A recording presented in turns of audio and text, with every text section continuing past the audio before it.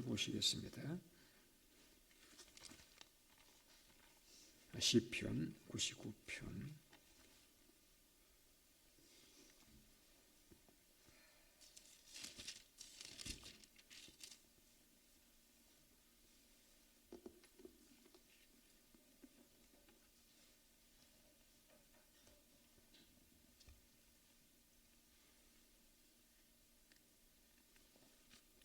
우리 4절 말씀 같이 읽도록 하겠습니다. 시편 99편 4절.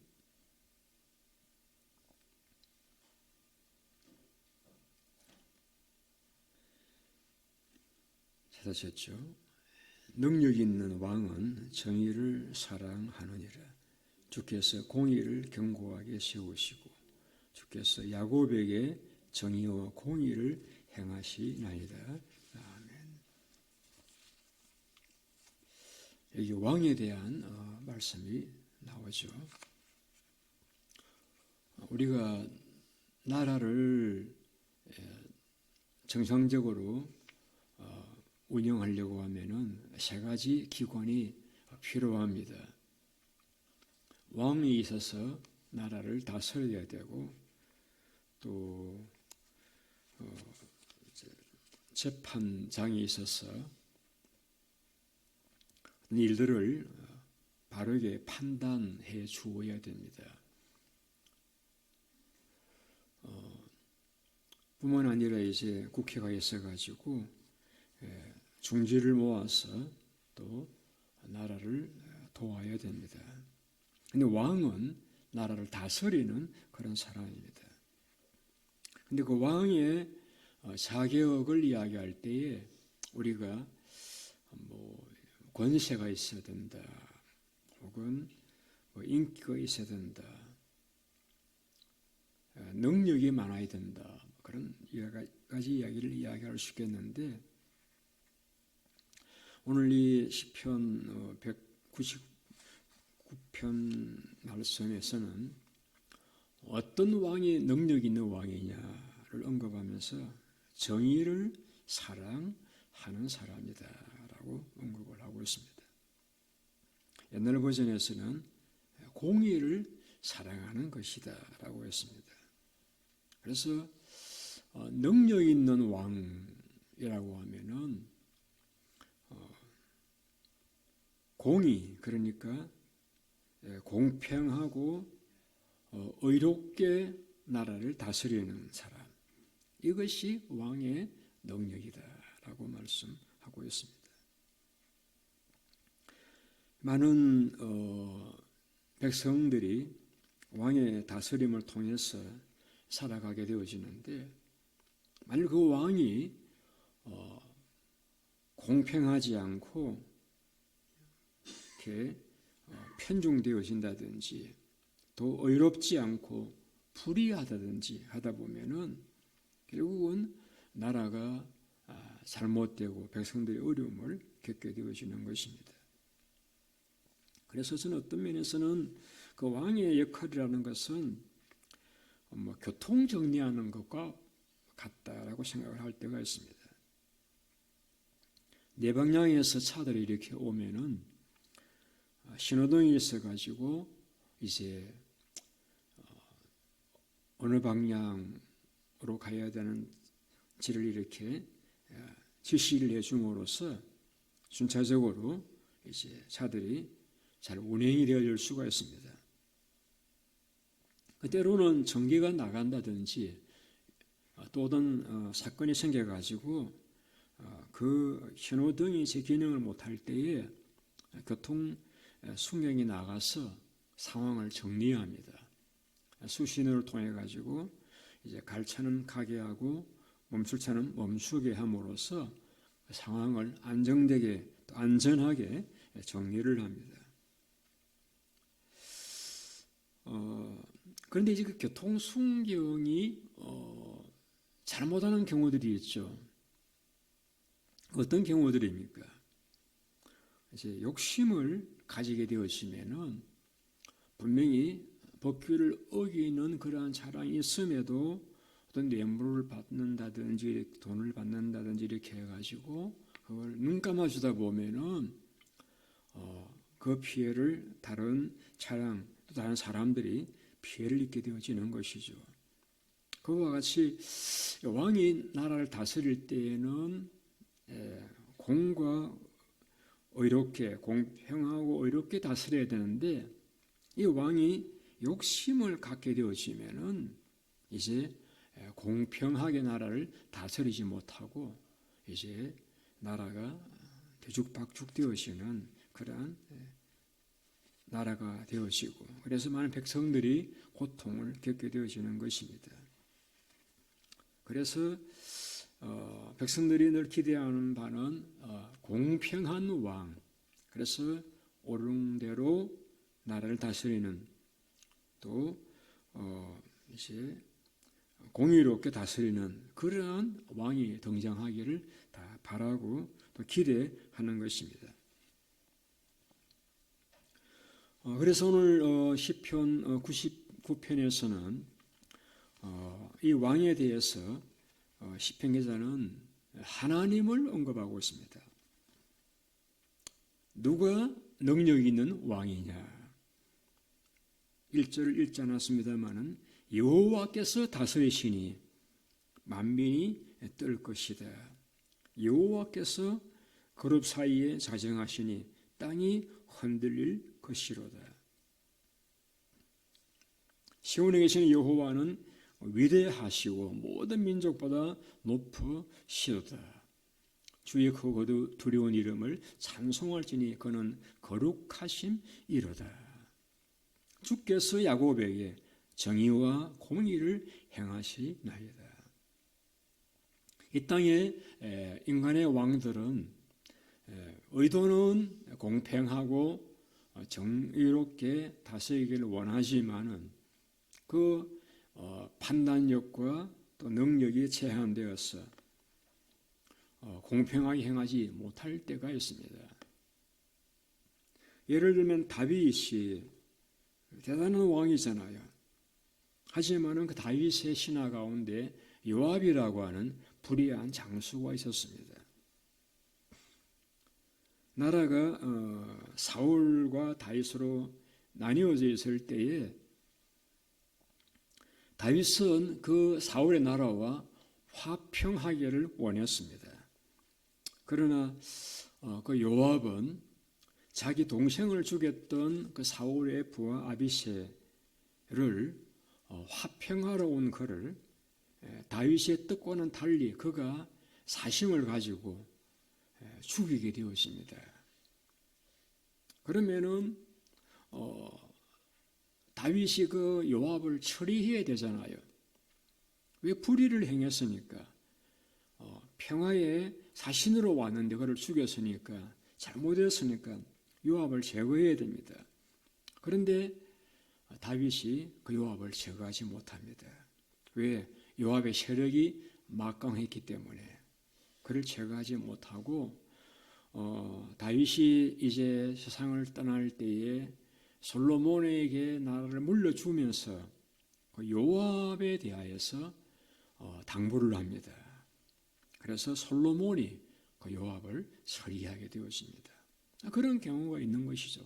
다윗 같은 공의로운 왕이지만은 때로는 그가 원하는 것은 바르게 다스리기를 원하지만은 어떤 방해가 할 때에는 또 그 공의대로 다스리고자 하는 마음대로 다스리지 못하는 경우들이 있는 것이죠. 그런데 오늘 시편 기자가 여호와께서 다스리신다라고 말씀하시는 것은 하나님은 그러한 경우가 없으시다는 것이죠. 하나님께서는 항상 공평하고 정의롭게 나라를 다스리신다는 것입니다. 오늘 우리가 주변을 둘러보게 되어지면은 하나님이 어디 계시냐 이렇게 불평하는 이야기들을 간혹 들을 수가 있습니다.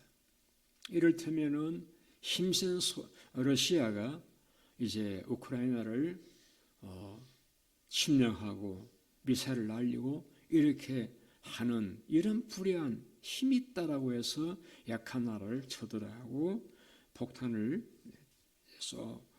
던지든지 미사일을 쏘는 이러한 일들, 분명히 불의한 이러한 일들을 바라볼 때에 하나님이 어디 계시냐? 그런 이제 말씀들을 하는 경우들이 있습니다.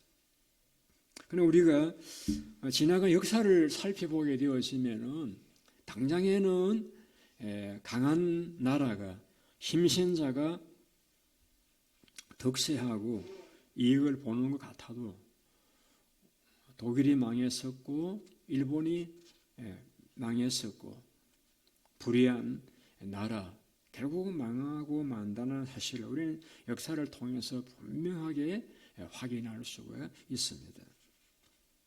그럼 우리는 짧은 안목을 가지고서 하나님이 어디 계시냐 이렇게 말할 것이 아니라 공의로우신 그 하나님 앞에 우리가 어려움을 당할 때마다 아뢰이고 또 호소하고 부르짖는 그런 삶을 살아갈 뿐만이 아니라 우리 자신은 그러한 불의한 환경 가운데 처해 있다 할지라도 우리는 바르게 살려고 노력하는 그러한 삶을 살아가야 할 것입니다. 잠언에 보면은 약속이 있습니다. 인자와 진리가 내게서 떠나지 않게 말고 그것은 내 목에 매며 내 마음판에 새겨라. 그리하면 하나님과 사람 앞에서 은총과 기중의 여김을 받을 것이다. 늘 진리대로 또 그러면서도 인자를 늘 생각하는 그런 삶을 살아가라는 것이죠. 하나님께서 그래 하셨습니다. 공의로 세상을 심판하셔서 노아 홍수로서 인류를 다 홍수로 심판하셨습니다만은 그런 가운데서도 노아 가정을 통해서 인류의 맹명을 이어가도록 은혜를 내포로 주셨고 그리고 예수님을 통해서 멸망당에 마땅한 우리들에게 구원을 얻을 수 있는 길을 열어주신 것이죠. 하나님 자신이 매를 맞으시고 십자가를 지심으로써 우리에게 구원의 길을 마련해 주신 것은 공의로운 하나님께서 공의로운 법을 지키시기 위해서 자신을 희생하신 이 인자와 사랑으로 통해서 우리는 구원을 받은 것입니다. 공의롭게 행하기 위해서 내가 십자가를 지는 것, 공의롭게 행하기 위해서 내 욕심을 버리는 것, 이것이 이 땅 위에 구원을 가져다 주는 것입니다.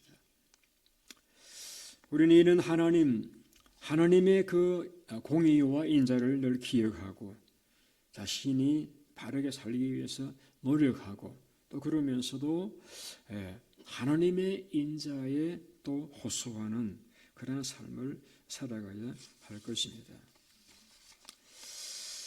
하나님께서 세상을 바르게 다스리시기 위해서 주신 선물이 4가지가 있습니다. 저는 자연법칙입니다. 그래서 아침에 태양이 떠서 날이 밝아 많은 사람들이 마음껏 일하고 활동하고 또 만물이 자라가고 또 살아갈 수 있는 그런 은혜를 베풀어 주셨습니다. 때로는 봄, 여름, 가을, 겨울을 통해서 덥기도 하고 또 춥기도 하고 또 따뜻한 그러한 봄, 또 시원한 가을을 통해서 우리를 만족해 주셨습니다. 이런 자연 법칙을 통해서 공평한 세상을 만들어 가십니다. 밤이 늘 지배하도록 하지도 아니하시고 낮이 너무 길어서 힘들게도 하지 아니하시고 적당한 낮과 밤의 길이를 정해서 나라를 세상을 다스려 가시는 것이죠. 또 한 가지는 이성과 본능입니다. 우리 이성을 주셔가지고 무엇이 옳은 것인가 유익된 것인가를 분간할 수 있는 그런 판단력을 주셔서 또 본능을 주셔서 뜨거우면은 이제 손을 대니까 조심하게 해 주시고 다치면은 안 되니까 또 조심하게 주신 이런 본능들을 통해서 또 배고픈 음식을 먹을 수 있는, 피곤하면 잠을 자도록 하는 이런 본능들을 통해서 또 우리의 삶이 건강하고 안전하게 살아갈 수 있도록 축복하여 주셨습니다. 세 번째는 양심입니다. 우리 양심을 통해서 바른 일을 하면은 마음이 행복하고 잘못된 일을 하면 마음이 불안하게 이렇게 하셔가지고 양심을 통해서 우리가 바른 삶, 하나 원하시는 삶을 살아갈 수 있도록 법과 질서를 우리의 마음에 주셨습니다. 마지막으로 우리에게 성령을 주셨습니다. 그때로는 네 양심이 잘못된 길을 걸어갈 때라도 성령께서 우리 마음을 감동시켜서 그 양심을 바르게 작용하도록 역사하여 주시고 또 내가 이기지 못하는 죄를 이길 수 있도록 도와주셨어요. 바른 길, 복된 길을 걸어갈 수 있도록 축복하여 주셨던 것입니다. 이러한 하나님의 은혜를 힘입어서 우리는 늘 하나님께서 그러하시니 우리도 바른 길, 공평과 의로운 길을 걸어가기 위해서 노력하는 삶을 살아가야 할 것입니다. 시편 기자는 이렇게 노래했습니다. 누가 복이 있는 사람이냐? 복이 있는 사람은 악인들의 꾀를 따르지 않고 죄인들의 길에 서지 않고 오만한 자들 자리에 앉지 않고 오직 여호와 율법을 주야로 묵상하는 자로다. 악인들의 꾀를 따르지 않는 자다. 하나님 말씀을 주야로 묵상하는 자로다. 우리가 다윗을 존경하는 그 이유는 다윗도 앞서 말씀드렸던 대로 한계가 있고 그도 범죄한 적이 있습니다만 그 중심은 늘 바르게 살려고 노력했던 사람입니다. 한 번은 그 나라가 사울 왕국과 나뉘어져 있을 적에 그러니까 사울 왕이 죽고 이제 다윗이 7년간 유다 왕국을 다스리고 있을 때에 그 사울 왕의 아들 가운데 비보셋이라고 하는 이스보셋이라는 아들이 나라를 다스리고 있을 때입니다. 그때 그 이스보셋 사울의 아들의 두 군지휘관이 그 이스보셋을 낮잠 자는데 죽이고 그 목을 베어서는 60마일을 밤새 달려서 다윗에게 왔어. 당신의 원수 사울의 아들 이스보셋의 머리가 여기 있나이다 라고 내어놓고 어떤 상급을 기대했을 때에 다윗은 자기를 힘들게 했던 그 사울 왕의 아들이었지만은 그 신하가 그 아들을 죽인 그러한 불의한 일을 그가 용납하지 않고 오히려 악인이 의인을 죽였다라고 하면서 그 이스보셋의 머리를 가져온 두 장관을 오히려 죽임으로써 벌함으로써 공정하게 처리하는 것을 보게 되었습니다. 물론 그 이전에도 사울 왕이 여러 차례 이 다윗을 죽이려고 할 때마다 다윗은 여호와의 기름 부으신 종을 내가 손을 댈 수 없다라고 하며 늘 하나님을 의식하고 하나님을 앞세우는 그러한 삶을 통해서 그는 하나님 앞에 복된 그런 왕으로서 예수님의 표상이 될 수가 있었습니다. 진정한 리더십, 참 이것이 쉬운 일은 아니죠. 바르게 행하면서도 또 인자를 생각해야 되는 그러한 일이기 때문에 쉬운 일은 아닙니다만은 우리가 하나님 앞에 하나님의 공의로우심을 생각하고 하나님의 인자심을 생각한다라고 하면은 우리는 하나님의 공의에다가 우리의 상황을 부탁하고 또 하나님의 인자를 생각하면서 우리도 또 용서를 행하는 그런 삶을 통해서 하나님의 공의가 우리를 통해서 이 땅에 드러나는 하나님을 영화롭게 드리는 그러한 여러분들의 삶이 되시기를 바랍니다. 기도하겠습니다.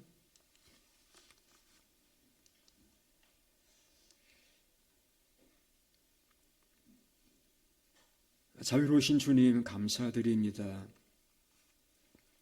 우리의 죄를 따라 심판하지 아니하시고 하나님의 자비를 따라 우리를 구원해 주신 은혜를 감사를 드립니다. 뿐만 아니라 우리의 삶에 주께서 늘 관여하셔서 모든 일들을 결과적으로 아름답도록 섭리하여 주시고 다스려 주심을 감사를 드립니다. 이 시대를 바라볼 때 불의가 행행하고 악이 역사하는 그러한 시대일지라도 하나님의 공의의 다스리심을 우리가 믿는 믿음을 가지고 우리의 모든 상황에서 좌절하거나 낙심하지 않고 하나님을 바라보고 의지하고 저희들은 어떤 상황에서라도 선으로 악을 이기는 그러한 삶을 살아갈 수 있도록 늘 우리의 생각과 우리의 말과 우리의 모든 행동을 주님께서 인도해 주시기를 원합니다. 오늘도 우리가 아는 영역도 있고 또 알지 못하는 영역 가운데서 불공평함으로 불의함으로 고통당하는 많은 심령들을 또 나라들을 불쌍히 여겨주시고 하나님의 공의로 그들을 다스려 주셔서 하나님의 은혜를 보게 하여 주시기를 원합니다.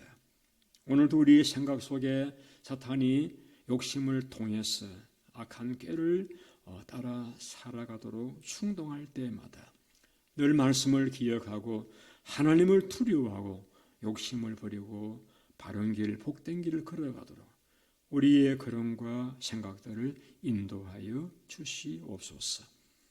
오늘도 우리 모든 교우들의 가정과 형편을 따라 복을 주시고 주께서 사랑하여 주시고 도와주시고 그들의 기도와 간구에 귀를 기울여 주옵소서. 예수님의 이름으로 기도드리옵나이다.